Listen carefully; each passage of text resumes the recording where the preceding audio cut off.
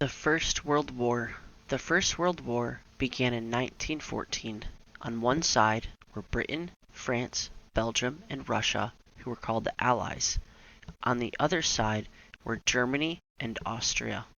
Later, many countries joined in too. The poppies that grew on the battlefields became a symbol for remembering the war. In the trenches. A lot of the fighting happened in northern France. Soldiers on both sides dug rows of deep ditches called trenches to protect themselves from enemy bullets. The soldiers lived in the trenches for weeks at a time. During a battle, they climbed out and charged at the enemy. Millions of men died in these terrible battles. Here you can see some British soldiers in a trench.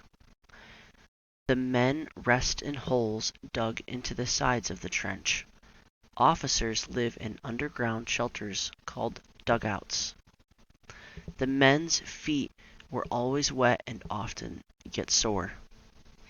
Wooden walkways called duckboards stopped the soldiers from sinking into the mud.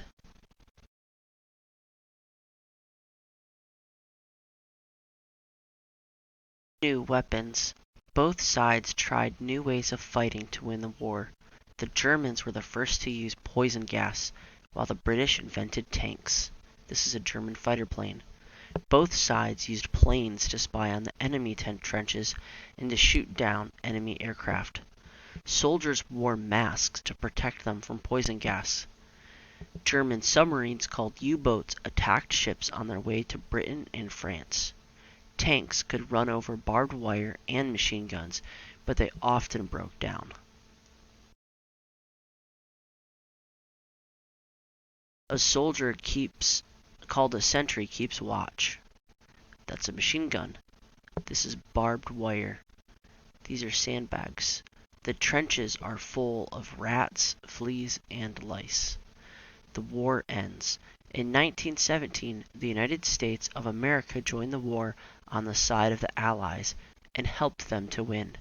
The war finally ended at 11 o'clock on November 11th, 1918.